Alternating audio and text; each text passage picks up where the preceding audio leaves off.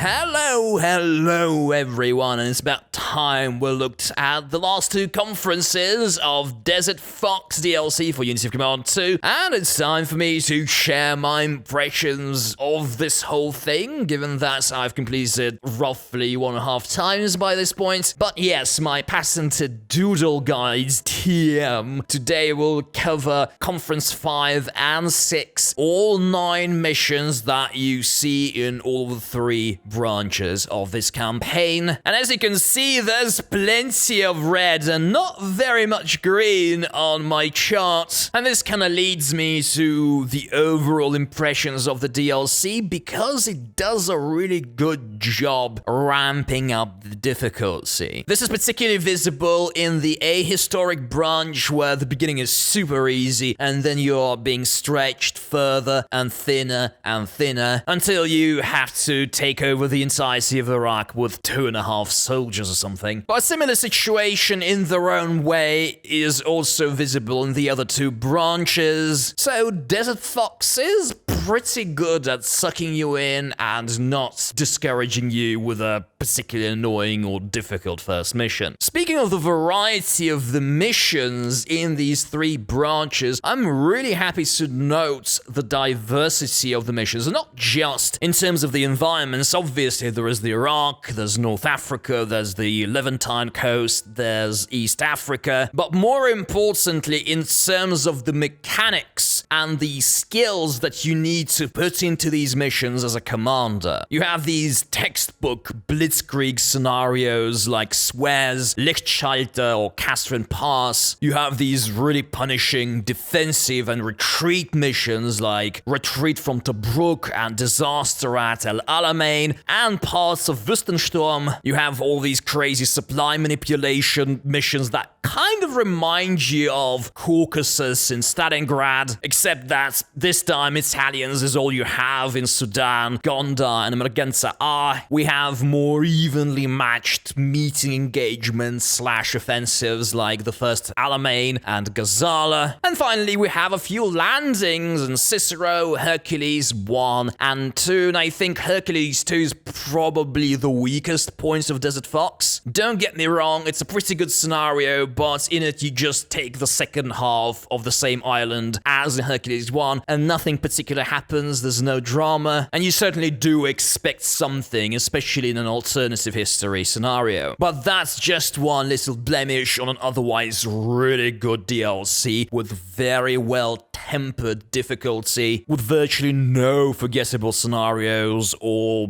BS way too difficult, annoying objectives. While Desert Rats is this easy DLC that you should go if you're not a very hardcore player, and this is still true, I still recommend Desert Fox as your first DLC, certainly before Blitzkrieg or Barbarossa or especially Stalingrad and Moscow 41. If you have completed the main campaign and you already know what you are doing, you are familiar with the mechanics. And obviously, if you're like me and you've played this game for like 900 hours, you're just gonna consume everything there is for it, so go try it. A few final points before the doodles. I have actually completed the second run of the semi-alternative branch of the campaign, and I must say, my opinion of the Italians has certainly changed. In my original playthrough, I lost them very easily. In the second, I have been trying to get some of these Bersaglieri guys to elite and equipping them, and boy, this is not Stalingrad. These guys have decent stats, and with veteran or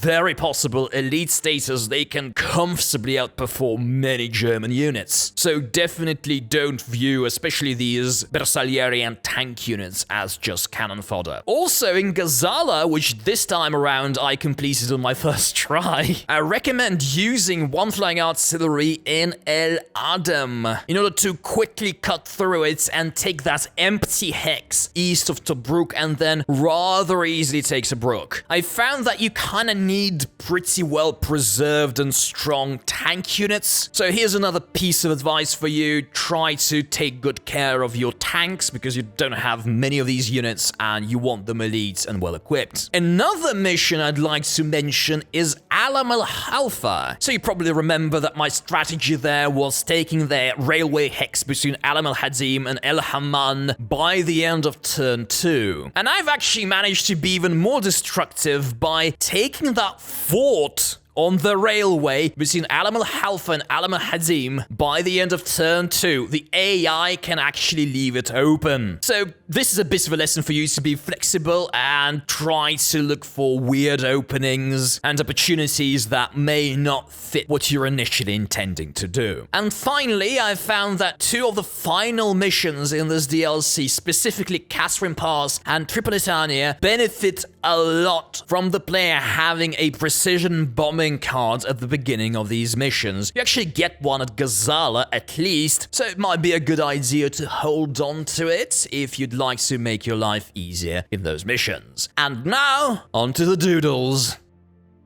As it usually is, your biggest enemy at Disaster at El Alamein is the Access Armor Loss Counter. It certainly has caused the most trouble for me, and I've seen that the game is somewhat glitchy in the way it usually counts these objectives. So given that you'll have to retreat a lot in this one and probably will lose most of your infantry, try not to lose your HQs, especially the ones that have reinforcements in them. Don't give your infantry any specialists that provide armor, and if you can, try to protect your own stragglers. I've seen all these 3 items pushing up your loss counter, although obviously avoid losing your motorized and tank units. And now to the actual strategy. The first thing to do is remove all of the weak and heavily damaged tank and motorized units away towards Mesopotamian. No matter what you do, you will not be able to hold the line, and these guys will not help. Step number 2, move a strong infantry unit from the fortification line to Taka Plateau and replace it with one of your German tank units with counterattack. Number 3, since DAC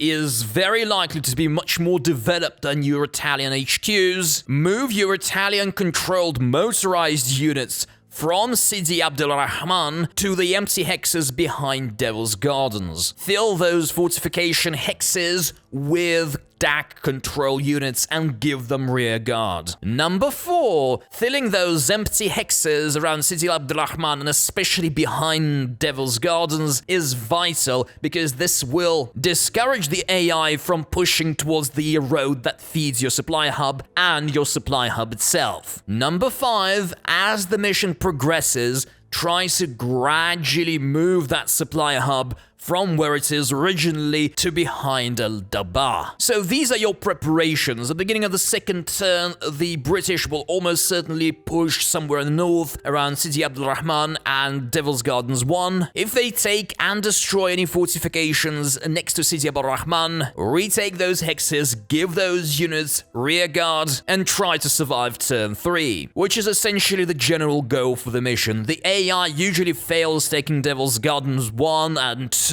on time. Very important to have a strong infantry unit at Taka Plateau with at least some entrenchment. I also use the tank unit that I sent there as a bit of a shield in front of Taka Plateau, obviously with rear guard so as not to fail the losses objective. And at Rahman Track, I usually leave that Italian motorized units there and give it 2 steps of entrenchment. As you're doing this, try to move your HQs away from the front line towards behind Al-Dabah. And once turn 4 starts, rapidly move everyone to the west, leave someone at Al-Dabah and form at least one ring around it using rearguard equipped units. Just like elsewhere, the goal here is to avoid fighting altogether, especially at Al-Dabah, and just slow the AI down. And by the time turn 5 starts, you've pretty much successfully finished the mission. Set up defensive lines along those ridges on the railway, using your best units more as good practice rather than of any importance to preventing the enemy from taking Mesopotamian, because they really don't have the time to do that.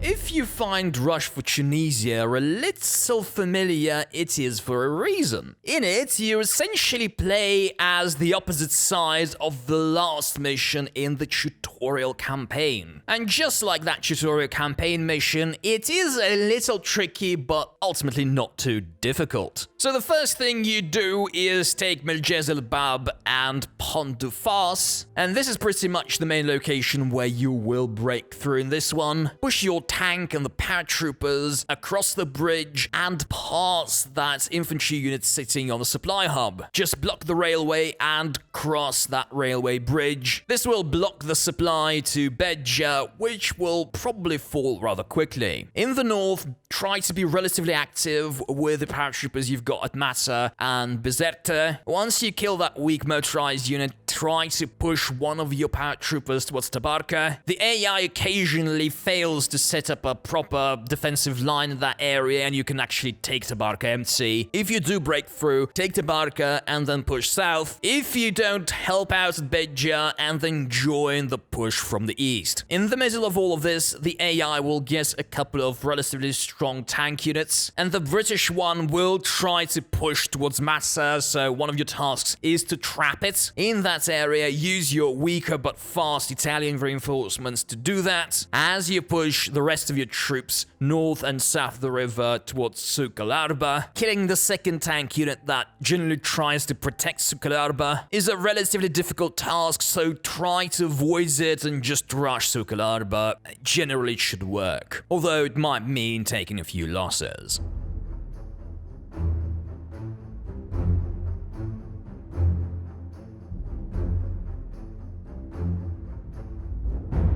Kasserine Pass is a relatively easy mission that kind of relies on you bringing a relatively strong force. In this one, as you can see, I did not. And by the way, if you want a reference to gauge the relative power of your force in a particular mission in one of these campaigns, just check out the single scenario versions, and wouldn't you know, in the single scenario version of Kasserine Pass, you get much better initial troops, but what you don't get is cards. This is the last mission of the historic branch in this campaign, and City Bow Zid is a prime target for a flying artillery, which you should have. Another place where you can spend a card is dropping Precision Strike on the supply hub at Zbiba. It's not critical, but it feeds all of the annoying infantry around that town, making it far easier to mop them up and not worry of any of that infantry sneaking into City Bow Zid somewhere when you're not looking. And yes, in subsequent turns, as you take City Bow Zid and maybe Zbeitla, it's takeable on turn 1. Try to deal as much damage to the enemy tanks as you can in this area, so that in subsequent turns you can already set up a bridgehead at Kasserine. In the southeast, as you can see, most of it is very empty, so send most of those troops through Gafsa towards Kasserine Pass. Don't forget to clear that railway, and my recommendation is to send at least 3 units of the units you get in the south to Gafsa and onwards. If you see that your troops in the north have been beaten up at City Bow Zid, send some reinforcements for them from the south, and aim your sights at Kasserine Pass. The 3 units rule for the Gafsa force is so that you can block the 2 dirt roads in the mountains and still have someone to help at Kasserine Pass, which is an objective where you should not worry too much about your losses. Speed is far more important here. Do a couple of feints to disable the AT spec, and then rush through the defenders, and then pass Tebessa to the northeast of the map, so as to block the supply going to Tala and Zbiba. Once the enemy supply is blocked, look at the forces you actually have at hand, use some feints, and deal with Tala and Zbiba. In my experience, the enemy at Tebessa usually falls apart relatively quickly. It's usually just a weak infantry unit with a little bit of entrenchment, and once Tala and Zbiba are yours, just push all of your remaining forces through those passes towards the last remaining objective, i.e. Le Kev, which tends to have one of the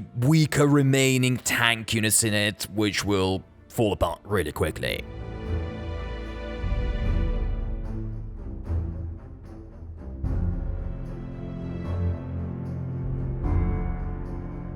Dash to Suez is very much an ode to the rearguard ability because you will need a lot of it at the beginning of this mission. As you can see, the Allies have plenty of mobile forces here, and on turn 1, they'll push towards Alexandria. Dealing them will be your principal milestone objective in the first couple of turns of the scenario, and my advice here is don't stop them too hard. In fact, bunch up all of your mobile troops and send them into the area south of that little patch of wasteland, away from the main thrust of the enemy attack. Obviously, pepper your own units with rear guards because the AI will probably try to test them for strength. But you can see the plan here. Once turn 2 begins, you hit them in their flank and you block their supply. If your units are strong enough, it's gonna take a couple of turns to completely mop them up.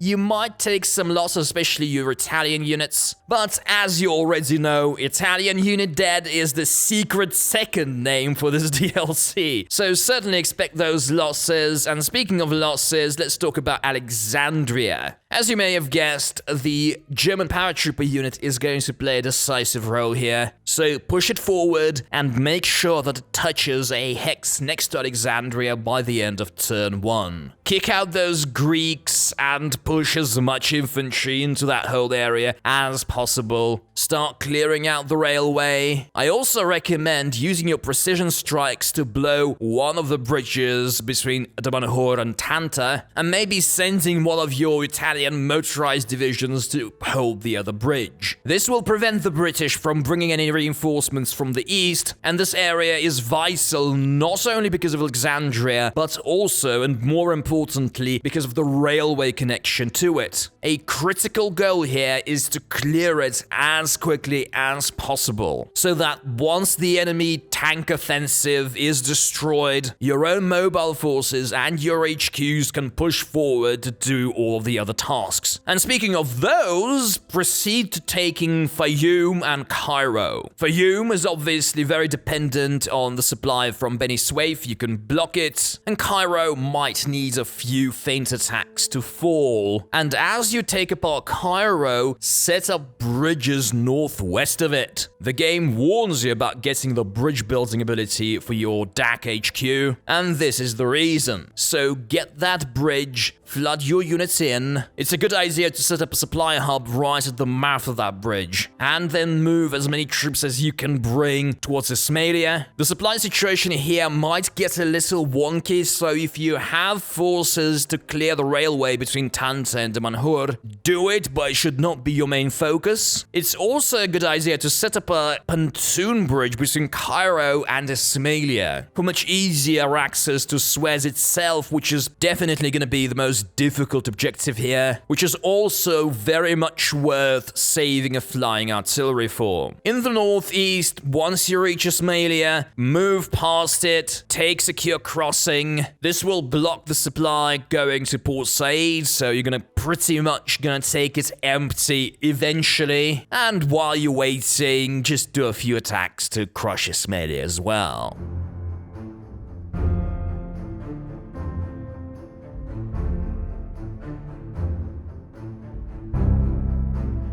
As I mentioned in the intro, Tripolitania is, like Kasserine Pass, is a mission where having a precision bombing card is pretty damn nice. Regardless of whether you have the cards or not, the first 3 or 4 turns of the mission will be retreating and eventually stopping the advance of the Allies. So go back to Zuara, including your paratroopers that are facing the British. Just try to avoid the coast because of the British naval bombardment. Wait for your reinforcements, wait for the enemies to lose their supply and be in a slightly nicer and easier to kill in terrain, and then rush your mobile forces in this opposite pincer maneuver towards Ben Gerdane, going south of the wasteland. Going north through those marshes is very difficult. It's very difficult to provide HQ abilities there, and the AI is incredibly zealous about those hexes. Plus, it can actually do naval bombardments there, so it's very easy to lose a bunch of your units without showing anything for it. And this is where using a precision bombing card can be extremely useful, because you can gradually destroy the supply hub at Ben Gerdane. This will weaken the advancing enemy troops, and more importantly, it will weaken the enemy infantry around Ben Gerdane. But regardless of the card, the strategy is the same. Get that supply hub as big as you can and as close to Ben Gerdane along the route of that pincer maneuver as you can, and do the same for your HQs so that they can provide the emergency supply ability. Clearing Ben Gerdane and the area around it is easily the toughest task of this mission, so feel free to use whatever flying artillery, air support you've got. It's also the perfect location for using the naval bombardment you get by default. And once you manage it, and congratulations because it's really difficult, set up a new supply hub. You will still have to rely scrounging enemy hubs as you proceed past Ben Gerdane, but you can actually set up your own relatively close to the remaining objectives. And given that on turn 8 the enemy gets a bunch of infantry division at Babić, my recommendation is not to stop your best units at Medinina, just go past it and push towards Babić so that you have as much firepower as you can there. If you use precision bombing, it's not unlikely that you will actually block the hexes where those reinforcements are gonna come through. And as for Medinina, bring your infantry units, send a few feint attacks, and then breach through the town and take the objective.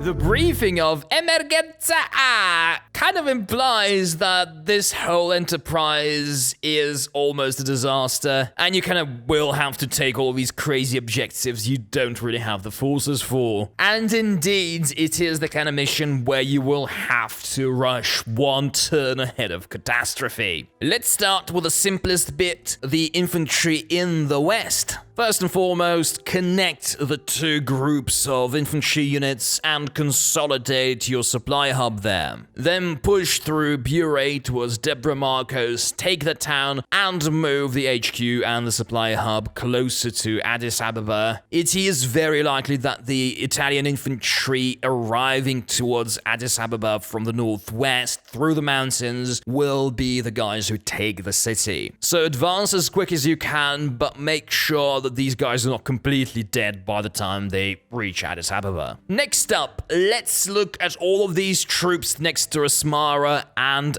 Adwa. It looks like you're supposed to do these two eastwards attacks from Massawa and Adwa, and I say tosh, it's a trap by the scenario designer. Forget about Massawa, move all of those units towards Adwa and break through east of it. There are 3 reasons for dropping Massawa. 1, your HQ is not endless, and given how well entrenched the enemies you will have to face there are, you're probably not going to have enough command points to do everything. Point number 2, this saves you a naval bombardment use, which is much more useful elsewhere on the map. And 3, much more importantly, going from Adwa is a much shorter route to reach the southeastern part of the map. That's right, once you break through at Adwa, send at least 2 motorized divisions southeast towards your Vichy France troops. One of these, make sure it's the better equipped one, will help with the coastal objectives, and the other will clear the railway leading to Awase, eventually taking that town as well. Blocking the supply of the defenders at Adwa and Makale is not going to be too difficult, so once you mop them up, move all of your mobile troops south along the dirt road towards Addis Ababa. In my experience, this push plays second fiddle to the infantry advancing from the northwest, but it's still another vector of attack for you, and it might help if things go wrong. They might also help with Awase if you're a bit too sluggish taking that railway. Finally, with the Vichy, take Assab, it's not guarded, and then move all of those Vichy French troops to the south, to Djibouti. It's a good idea to block the railway behind the Indian division on turn 1, killing the supply of the enemy troops in this area. The AI usually destroys the bridge leading to Dire Dawa, which will require you to move the Vichy French HQ and repair it, but in any case, do everything so that infantry unit can cross the river and take Dire Dawa and inevitably Harar as well. The motorized units coming from the north are not gonna come soon enough for you to take Dire Dawa in time. And finally, Zayla and Berbera are going to be incredibly nasty because of the enemy naval support and otherwise well-entrenched defenders in them. This is the reason why you should conserve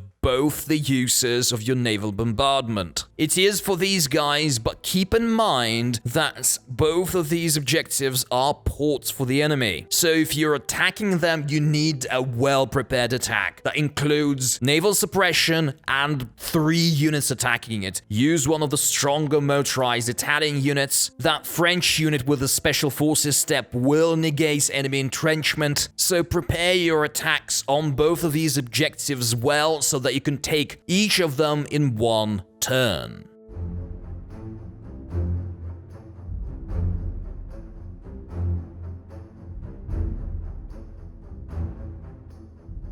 If there is a single mission in this DLC that tests the limits of your supply organization ability, it's Mesopotamian Blitz. Supply is going to be a huge pain in the butt for you for the first half of the mission, and so let's look at the first critical thing that you need to do in order not to fail at it. And that thing is clearing the railway between Tel Kotchek and Baghdad. This is your only decent source of supply, and you need to clear the railway as quickly as possible. Send both of these units at the far north of the map to deal with the Mosul situation, and send the motorized division you will get later at Deir ez-Zor straight towards that railway as well. The AI will almost certainly use that tank unit to protect the railway at Tikrit, and you will need that additional punch to your troops clearing the railway. And once the way is open, push those units towards Baghdad, and obviously you can send someone to deal with Kirkuk oil. Maybe you'll need a supply hub there as well, but the defenders there are weak, and if you do well clearing the railway, they're gonna fall pretty quickly. Your pushes around Abu Kemal and Rutba will require some supply trickery, and the main idea here is to expand your supply hubs. Don't forget to relocate them as far inland as possible, and then move your HQs to the furthest possible supply hex in the area so that you can dispense emergency supplies and maybe oversupplies if you have the CP to the forward units. All of the units and reinforcements you get there should rush as quickly as possible towards Ramadi, Habaniya. Only destroy troops that really stand in your way. Try to bypass as much as possible, although killing that motorized unit next to Rutba is kind of necessary for you to set up the most optimum supply hub in that area. If you manage to take Habaniya on turn 5, it's pretty good tempo. By the time your units reach it, it will almost be impossible to supply them, so make sure to get everything you can out of taking that enemy supply hub at Fallujah. Also, remove the supply hubs at Abu Kemal and Rutba and move your HQs towards Ramadi and Habaniya. They'll probably have to survive a turn or two of not being in supply, but at this point, it's not that big of a deal. With Fallujah in your hands, you may also send 1 or maybe 2 units to help out at Tikrit if you're kind of getting bogged down there. And by turn 6, the railway should be clear and your troops should be positioned to directly attack Baghdad. Obviously, the motorized unit you get at Karbala should just go and join the whole party at Baghdad and Fallujah, etc. And on turn 7, Baghdad should fall and you should rush along the railway to take all those distant objectives. Although importantly, send 2 units to take that hex with the 2 bridges north of Nasiriyah. You really need 2 units there to blast through the enemy zone of control, and this is the shortest route to Nasiriyah that there is, especially since the town is right next to 2 big rivers. So send those 2 motorized units to take the town while the rest of your troops push along the railway towards Basra. At this point, you just need to make sure that no enemy units block the railway, and so that your tanks and motorized units can rush at top speed towards Basra,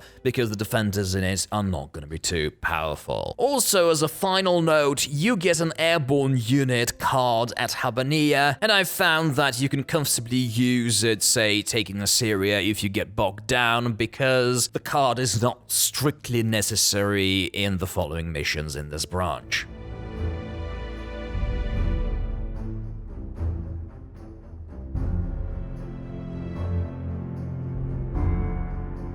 Wüstensturm marks the second half of our Iraqi adventure, and with the Allied counterattacks, it will push our ability to manage the ragtag force we've assembled here to the limit. It does have an important little trick, though calling it a one-trick mission would be a bit too optimistic. The trick is that you get 3 cards in this mission. 2 of these cards are rare support, and the other one is that Luftflotte one, which gives you flying artillery and more rare support, which means that if you started this mission with a flying artillery and an air support cards, which you should, you can spend virtually all of the mission having 2 air support uses every turn and 1 flying artillery, which will come in handy. Right, back to the map, which is insanely huge. So let's go from north to south, which coincidentally is from less annoying to more. So in the area around Mosul, obviously we have to take Tigris Bridge. Your less obvious task is to kill as many enemies in that triangular space of the map as you can on turn 1 and 2. It does take a little bit of luck, but getting it right is very good, because otherwise what the AI will do is retreat just north of that river, blocking easy approach to Erbil and forcing you to fight these people later in the mission. Erbil can be an objective that is a bit tricky to reach. In any case, so send your mobile troops north, bypassing that river along the dirt road, while setting up a new bridge in the south and sending your infantry there. And connected to this, literally, is Kirkuk. This one is a bit of a dice toss, because the AI loves bombarding it with suppressive fire, and if Kirkuk turns to ruins, you've pretty much secured it at this point. But just in case it doesn't, send your troops from Tikrit and prepare to set up a supply hub somewhere between Kirkuk and Tikrit. Move the infantry sitting in the airfield away from it and try to attack the cavalry division south of Kirkuk, because these are the nastiest ones, and even if you take some losses, the point is to weaken that division and to discourage the AI from attacking. Also, don't forget about that Jaeger unit in the southeast. Push it towards Kirkuk immediately as well. Distractions and gradual whittling down of the enemy is the key here. And once you see that the AI doesn't do anything, send all of your free troops that you don't need to guard Kirkuk to help with Erbil. A couple of good infantry divisions there wouldn't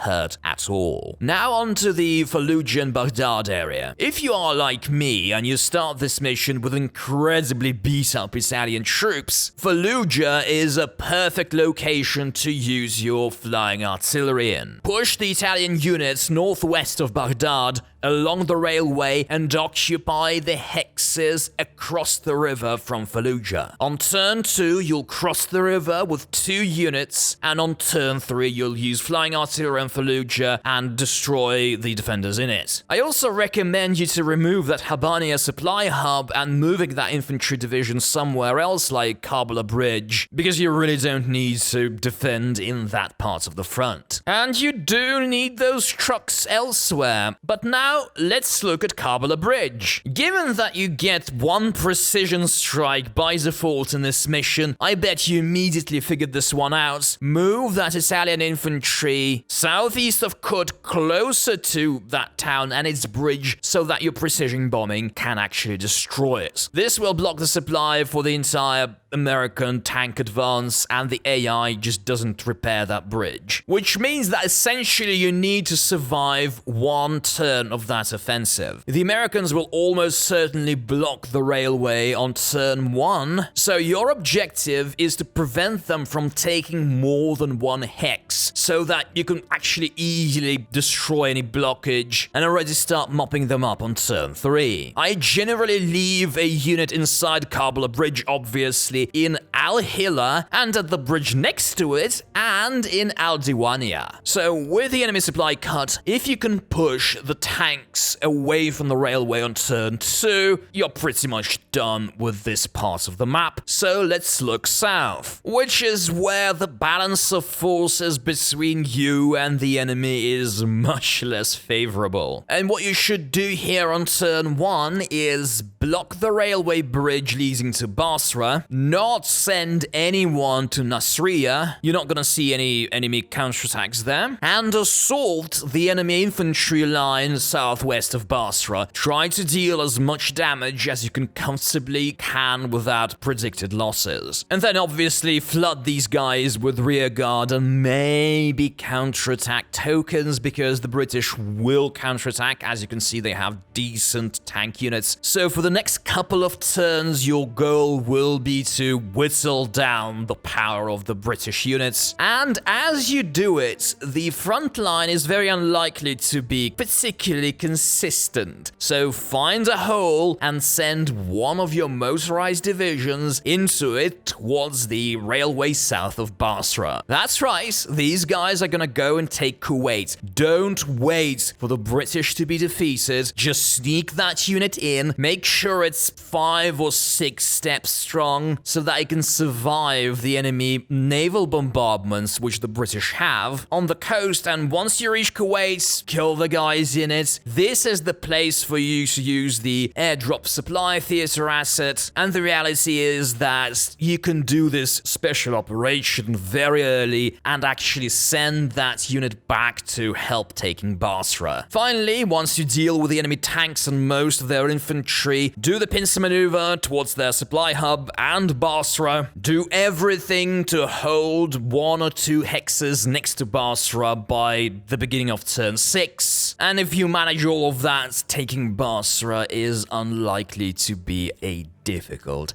enterprise.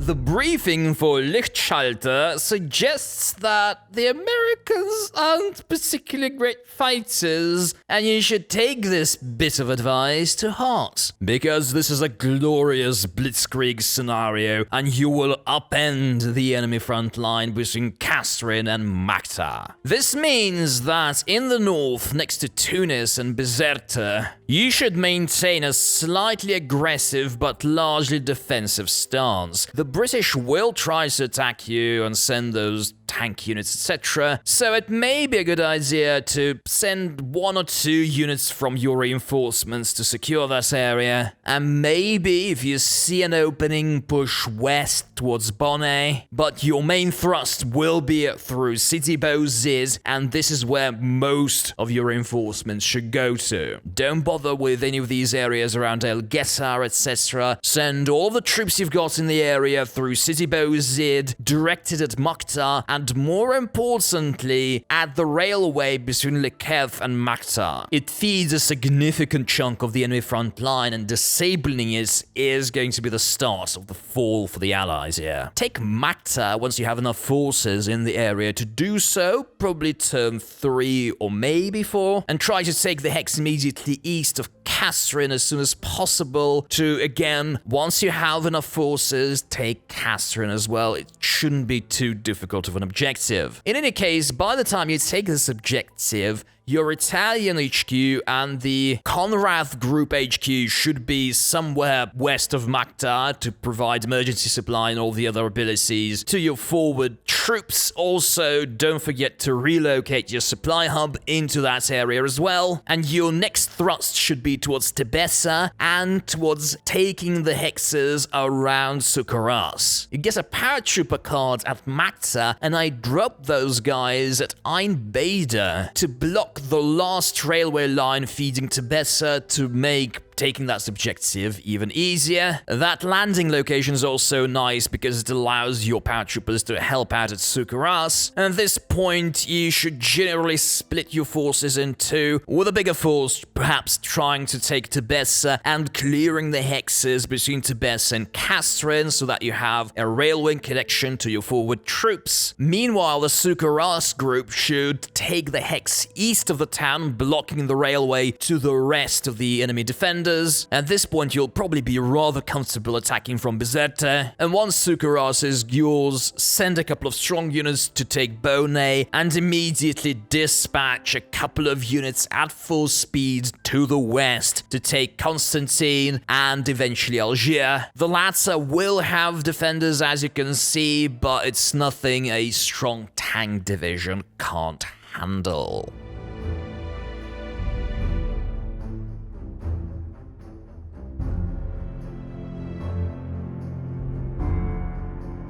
And this is it for today and the Desert Fox DLC. I'm really happy to say that it's been a very satisfying one, with hardly any frustration that Unity of Command 2 sometimes tends to deliver. And it only leaves me asking, what's gonna come next? And my best prediction is we're gonna go back to the Soviet-German front. There's plenty of uncovered ground, but who knows?